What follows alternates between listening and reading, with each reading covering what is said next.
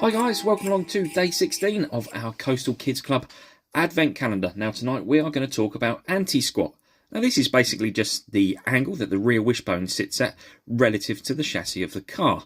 Now if we have a look on there, hopefully you can see it on the camera, but the rear wishbone doesn't actually sit square to the rest of the chassis. It's actually lifted up at the front. Now this is what we call anti-squat, and that is there to literally stop the rear of the car squatting down too much or to control it. We need a little bit, but we don't want too much, and we can use it as a bit of a tuning aid. Now, the more anti-squat we have, so the higher the wishbone pin is at the front compared to the back, reduces the weight transfer when on throttle, because it's basically harder to push it down. What this also does is give a little bit more rotation on the car when you're going into a corner, so it will steer in a little bit quicker.